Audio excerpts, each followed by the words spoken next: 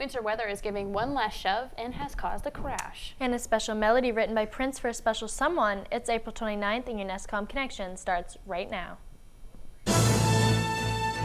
From the campus of Husson University, this is your NESCom Connection.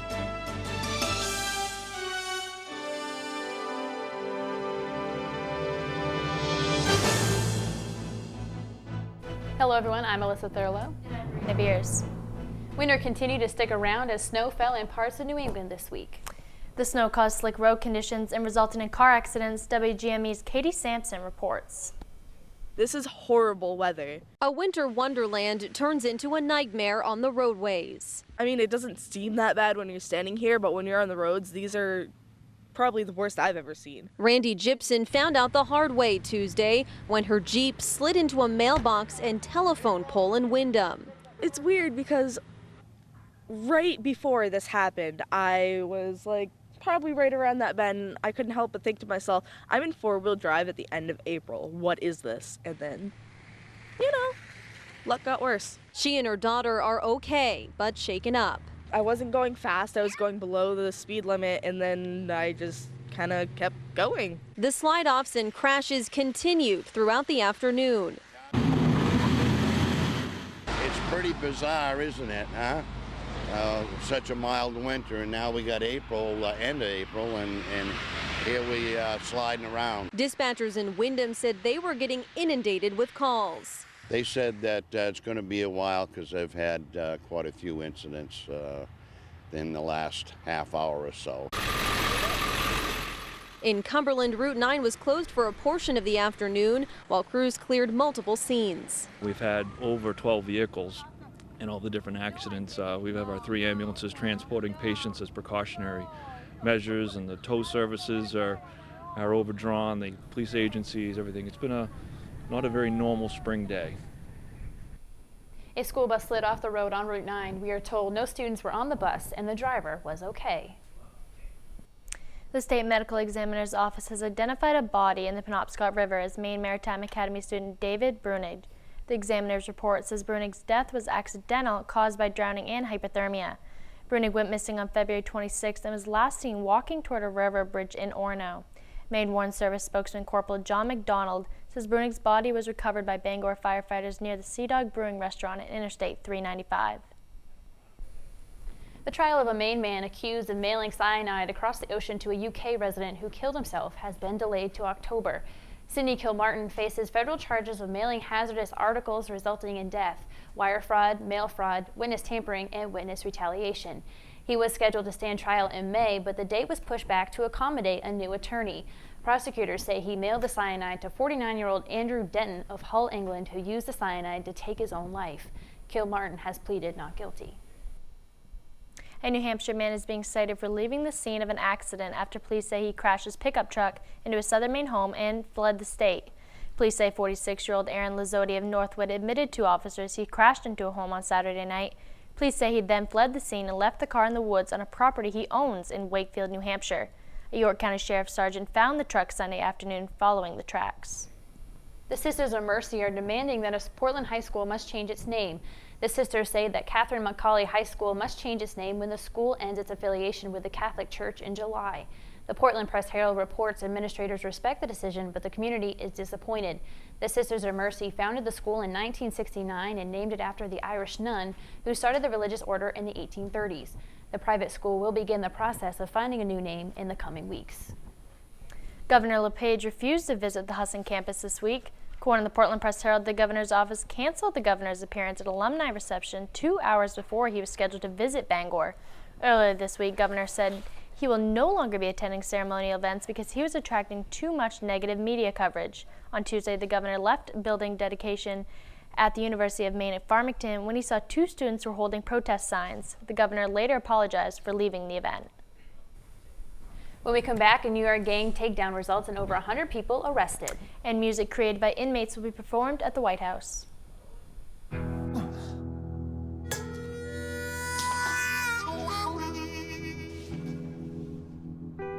Get caught buzz driving, and you could do some hard time. Craig, knock it off. Sorry, Mom. It could cost you around $10,000 in fines, legal fees, and increased insurance rates. And that could set you back a few years. Buzzed, busted, and broke. Because buzz driving is drunk driving. Everywhere that we go, he makes people laugh and makes people smile, and I feel like I have that quality. He's the one who always takes me fishing. I watch golf with him. I watch him cook, because when I grow up, I want to be a cook too. We have the same faces like this. Dad is the one, when you fall, that picks you up. That unconditional sense of presence and reassurance is really what makes him my father.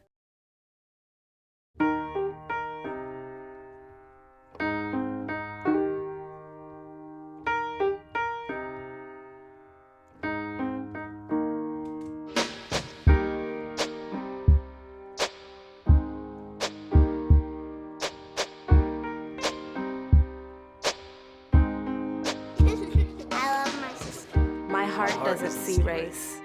Love is love.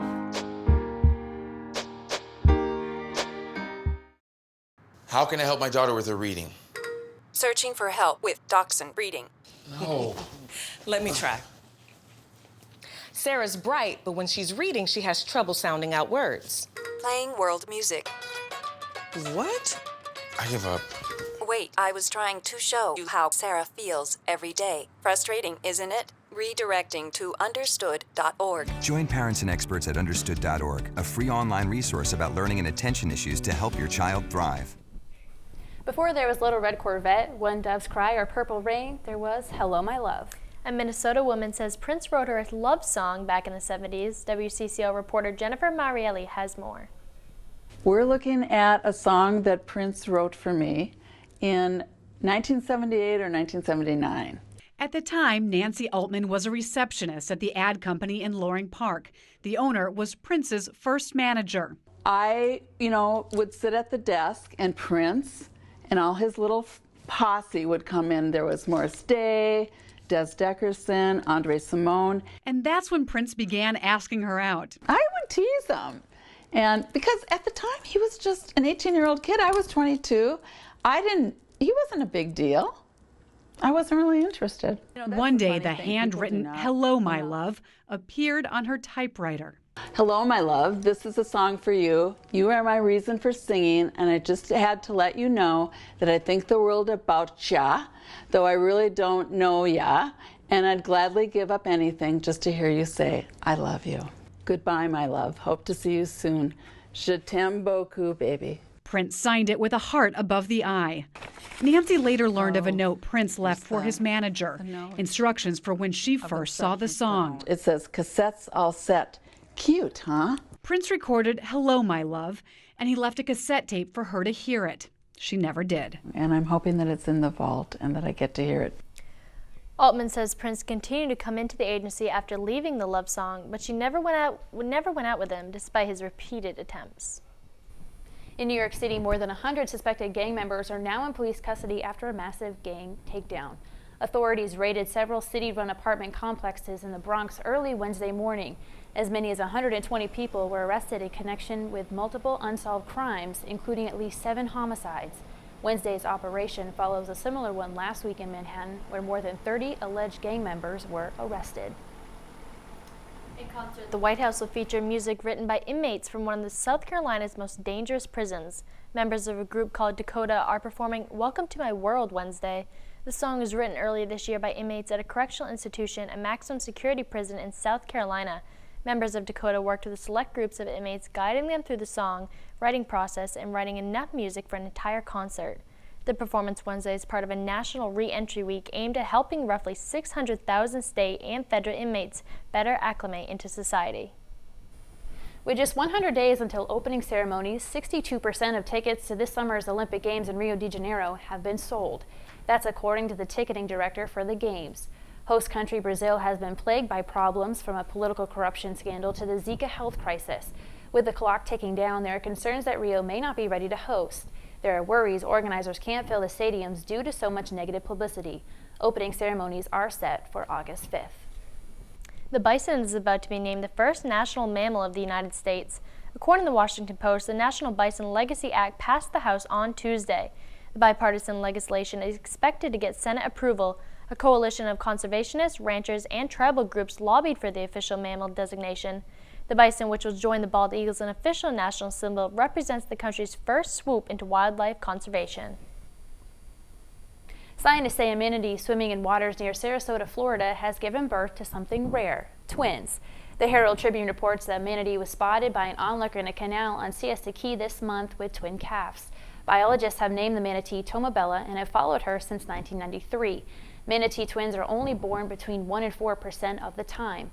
Tomabella has been documented with 8 calves during the 23 years that scientists have been observing her. Biologists ask people who see the manatee with the twins to take photos, videos, and provide location information, but do not disturb them. When you first step into a new home, there are a few things you don't want to see. An alligator is definitely on the don't list, but that was the case at the Louisiana home, and the uninvited house guests just didn't want to leave. Lacey Sharp has more. The floodwaters aren't just bringing out the snakes and spiders. An alligator took up residence in this home being built in Sterlington. And all of a sudden I saw something wave at me, and it was the alligator's tail itself. I got a little bit closer. I said, what in the devil is that? Got a little bit closer, big alligator. David Bradford was the first to spot the reptile, and he says he's never seen anything like it. Never in a house, never. I've never seen one that big, or matter of fact, in a house at all. Jeremy Pruitt, an experienced alligator hunter, says he was just as surprised. Just kind of freaked me out. I'm like, man, how'd this thing get in here? And what's he doing? And the alligator didn't take too kindly when asked to leave. He was hissing at me a little bit. He was pretty upset because I was supposed to take him out of his house. Jeremy, with the help of his dad, Jeff Pruitt, tied the alligator up and forced it out of the home. Jeremy says the birds and the bees are to blame for this uninvited guest. It's alligator's mating season. He's going around looking for a companion. He can't stay where he is because there's probably a bigger bull alligator there that drove him out, so he's got to go find his own girlfriends. Lacey Sharp reporting, KNOE 8 News. When we come back, Nick Blaszczak will join us with sports. And we'll find out how long this chilly weather is going to last.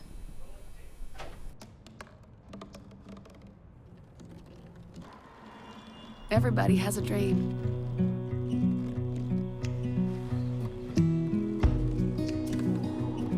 Mine was to see the ocean. And with a little help, I made it.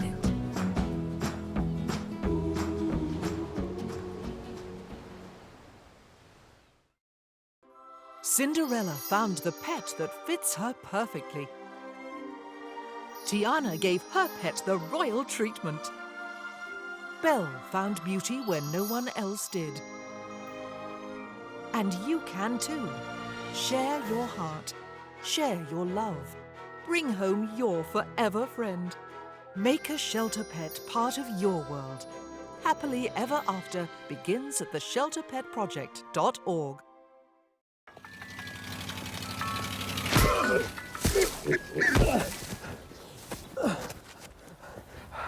So, same time next week?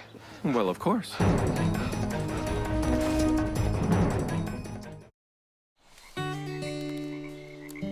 I see it! There are some moments only the forest can inspire. Find yours at discovertheforest.org. So who's going to do what? I'll pack the dead batteries. Great. I'll only put what I don't need into a duffel bag. Perfect. That's totally unhelpful. No problem. Meanwhile, I will try to comfort everyone by speaking in a calm voice. And who is going to handle supplies? I can forget to do a list for us. Thanks, pal. We couldn't be any less prepared. I'm proud of you guys. Talk to your kids about who to call, where to meet, what to pack. Visit ready.gov/kids for tips and information. Hello everyone, I'm Nick Blaszczak with sports. Last night, 31 out of 32 teams in the National Football League added a new name to their franchise in the first-round draft. Quarterbacks Jared Goff and Carson Wentz headlined the event as first and second overall picks. As for the lone team that didn't get to make a pick last night, Well, the New England Patriots weren't shy about expressing their thoughts on being left out of the opening round. The organization posted a photo of Tom Brady's jersey on Instagram and protested the Deflategate outcome that vacated the Patriots' first-round pick and reinstated Brady's 4-game suspension for his role in the scandal. Despite the controversy, the NFL draft continues tonight at 7 before finishing up tomorrow afternoon. After a rough 1-4 start to the season in the month of March, the Husson women's lacrosse team has been soaring since turning the page to April. The Eagles are now winners of 5 out of their last 7 games and have earned the 4th seed in the North Atlantic Conference playoffs. NESCom sports reporter Bryan Sidelinger joins us live from Boucher Field with a preview on today's quarterfinal matchup. Bryan? Thanks, Nick. The Husson women's lacrosse team is hosting Green Mountain today in the first round of the North Atlantic Conference tournament. This game comes just a week after the teams met up in Vermont, with Husson winning that game 16-11. Nick, I don't know if you can see or how well you can see behind me, but this game did get underway at 3 o'clock. Started off as a back-and-forth affair, but Husson has scored the last 4 goals and has taken a 7-3 lead. They are late in the first half. Husson is led by Alyssa Fallon, who tied for first in the conference with 24 assists, and goalkeeper Caitlin Dolph, who was 4th in the conference in goals allowed and 2nd in save percentage at 50.4. The winner of this game gets a date at top-seeded and 4-time defending champion Castleton on Sunday, and the North Atlantic Conference Women's Lacrosse Championship will be held a week from tomorrow. That's Saturday, May 7th. Nick, back to you. Okay, Bryan, thank you for that report. With their backs against the wall, the Boston Celtics squared off against the Atlanta Hawks in Game 6 at TD Garden, down 3-2. Fortunately for Boston, visiting teams have yet to win in the series, but would home court advantage be enough for the C's? Look now at the leading scorer for the Boston Celtics, Isaiah Thomas, trying to keep the playoff hopes alive. We'll pick this one up in the third. Hawks up by 9. Kyle Korver coming around on the screen, knocks down a 3. He was on fire, going 6 for 6, 14 points on the night. Now, a little bit later, Al Horford at the top of the key, looking left, looking right, goes to his right. Jeff Teague dragging in, creating space for the big man, who says, if you're going to give me that much space, I'm going to make you pay. Ka-ching, ka-ching, the bank is open. Horford, 15 points in the night, 4 rebounds. Celtics in the fourth trying to climb back into this one. Isaiah Thomas driving around the left side, draws contact, and gets the bucket to fall. He had a game-high 25 points, but the Celtics couldn't get back into this one as they go. The Hawks go tic-tac-toe here. Bazemore over to Millsap for the easy bucket as the Hawks go on to win this one by a final score of 104-92 and capture the series. The Hawks will face off against the Cleveland Cavaliers in round 2. From the hardwood to the grass, the Boston Red Sox hit the diamond on Thursday night, looking to complete the 4-game sweep, the 4-game home-at-home sweep over the Atlanta Braves. Bottom at the top of the second inning, Clay Buchholz leaves a hanging breaking ball as Nick Markakis shoots this one to the opposite field. Jackie Bradley Jr. doing a nice job to corral this one and hold Markakis to a long single, but the damage is done. 2 runs come in to score. 3-1, Atlanta leads. Now, bottom of the third, Hanley Ramirez trying to get the Red Sox back on the board. He slaps this one to deep left field, rips this one off the back of the monster. Jeff Francoeur corrals this one and throws it into second. Xander Bogaerts coming in to score, gets away from the second baseman, and Hanley Ramirez is counting his lucky stars there because he probably would have been pegged. Now we'll pick this one up in the top of the fourth. Markakis back at the dish. Full count, chips this one to center field. Jackie Bradley Jr. a nice throw last time. Can he do it again here? Not enough arm strength on this one as the run comes in to score. Red Sox go on to lose this one by a final of 5-2. Big night for Markakis, 3 RBIs. The Red Sox will look to turn it around tonight as they play host to the New York Yankees for a 3-game series. Left-hander Henry Owens is set to take the mound against Masahiro Tanaka. First pitch is slated for 7:10. On Thursday, the Husson baseball team broke a 7-game skid with wins over Thomas College. Now with only a handful of games left in the regular season, the Eagles are trying to carry their momentum into the playoffs. NESCom sports reporter Matt Cunha joins us live from the newsroom with more on that story. Matt? Thank you, Nick. The Eagles will look to end their season on a high note. The Eagles will end their year with a 5-game homestand, 4 of which will be against New England College in a doubleheaders on Saturday and Sunday. The Eagles' last game of the year will be against Kobe on Tuesday. Currently, the Eagles are in second place in the division, only trailing Castleton. The Eagles' JT Witten is batting just below .400 on the year, which ranks 3rd in the NAC.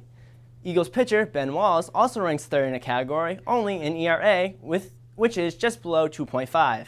He also has 5 wins on the year, which ranks 2nd in the conference. The Eagles will look to build upon their season last year when they finished 3rd in the NAC tournament with a big win when that tournament gets off underway in just 1 week. Back to you, Nick.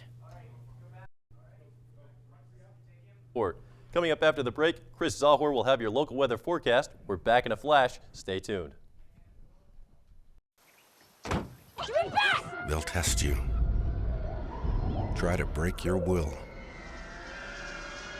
But however loud the loudness gets, however many cheese puffs may fly, you're the driver, the one in control. Stand firm. Just wait. And move only when you hear the click that says they're buckled in for the drive. Never give up till they buckle up.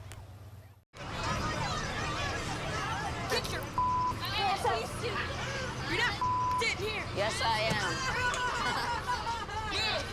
Move.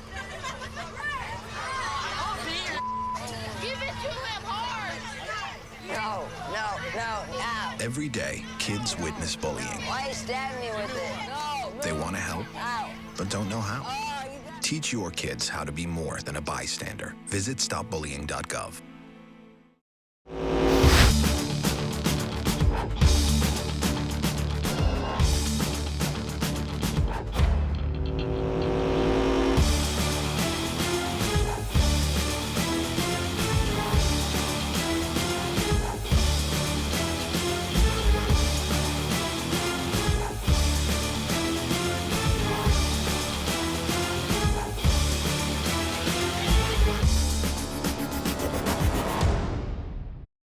This is the story of a boy who is very sensitive to lights and sounds.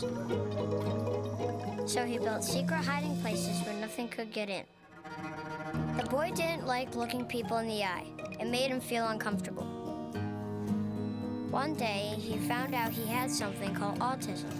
His family got him help, and slowly, he learned how to live with it better. Early intervention can make a lifetime of difference. Learn the signs at autismspeaks.org. I'm Chris Czachor here with your NESCom Connection weather report. We'll start off by taking a look at a view from our WHSN tower cam. There are a few clouds in the sky today, but the sun is still shining, so you won't hear any complaints here, except for maybe it could be a little warmer. Now we'll take a look at our current conditions across the state. It's sunny throughout most of the state, 36 in Holton, 38 degrees in Eastport, 41 degrees in Bangor, 38 degrees in Augusta, and it is overcast in Portland at 41 degrees. Moving on to our national map, we'll see that there's going to be a lot of precipitation across much of the United States. We're going to get some heavy snow here in the Colorado and Wyoming areas, and there's a possibility of some flash flooding down here in the southern states. Now we'll look at tonight's forecast. We'll have clear skies with a low temperature of 28 degrees. Tomorrow's forecast looks like it'll be clear, and we'll reach above 60 degrees at 61 degrees and a low of 34. Looking at the 5-day forecast, we've got clear skies tomorrow, 64 as the high. Overcast on Sunday with a high of 55. It'll be cold and rainy on Monday with a high of 46 degrees. Tuesday is overcast with a high of 57. Wednesday also overcast, but 61 degrees as the high. It looks like it's going to be a pretty nice weekend. Maybe go for a hike. Absolutely. There's no reason that the weather should get in the way of anybody's weekend plans this weekend. All right, that's awesome. Right. We see that those showers in the middle of the week, that'd be good. There's a lot of fire danger going on, Yeah. so that'd be good for the ground. Absolutely. Get some moisture in the air. Definitely. All right. When we come back, Husson University showcases diversity. Stay tuned. There's one thing you can never have sex without. It's not something you buy. Or something you take. In fact, there's only one way to get it. It has to be given to you, freely. It's consent. Because sex without it isn't sex. It's rape. Consent. If you don't get it, you don't get it. It's on us to stop sexual assault. Learn how and take the pledge at itsonus.org.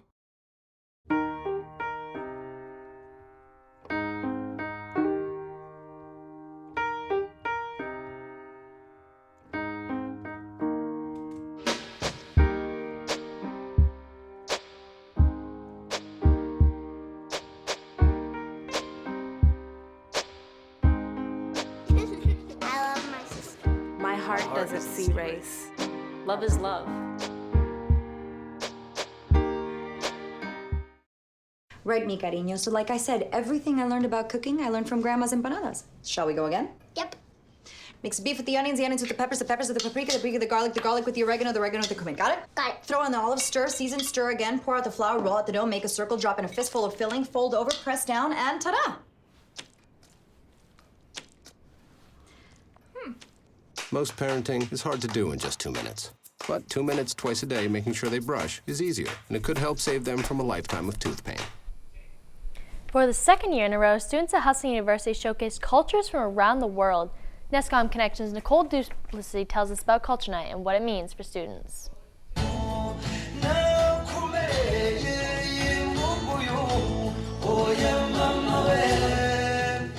Dancing was only part of what the Husson University Culture Night had to offer. A large crowd gathered to watch students of different cultures read passages. The recording of history is culture, but our history is more than that. Perform and present slideshows explaining their heritage. This is our second year. Last year is when the club started, the African Student Association, and there were only a couple students, and we came together and decided that we wanted something like this because we've never seen it at Husson at all. Nadia Umwali is in her first year of pharmacy school and says that while Husson may be a small university, it does have many different cultures. As a member of the African Student Association, Umwali says that hosting a culture night is one of the best ways for cultures throughout campus to become more familiar to other students. I want people to know that Husson is a little bit diverse. You know, like you could think that it's not that diverse, but it's actually diverse, and I hope that people would be able to approach these other students just like they're normal students. They just have a different culture, but it doesn't mean they're different. Junior pharmacy student Grace Uwasi says it's just as enjoyable for those performing in Culture Night as it is for those in the audience learning. We are celebrating our cultures and our tradition. There's no many places we can like show what we have and what we do and stuff like that. So this is one of the nights we want to show our Husson, the whole body, the faculty and staff. From costume design, choreography, and a whole lot of practice, Uwasi says that she is proud of the African Student Association and how far they've come. A lot of work, a lot of time management, I would say. It was a lot of time dedication. So I believe the work, I guess, tonight that's when we're going to see if all the work that we have put into this has paid off. All of their hard work has them hoping that they can relocate the event to the Gracie Theater next spring. Reporting in Bangor, Nicole Duplessis, NESCom Connection. Seems like such a cool event, and it's amazing it's only their second year, and look at the packed house in there. I know, I never even knew anything about it. Even for a second year, it really was a packed house. It's pretty amazing. It's really nice to see a lot of Husson University students getting involved in events like this when they come up. Yeah. I remember going to the event last year and a few people meandered in, but this year was a packed house, like you said. Great to see the growth of people supporting different cultures here at Husson. Yeah. All right, well, that wraps up this edition of NESCom Connection. For more news and sports, you can check out our NESCom Journalism channel on YouTube. Good night, everyone.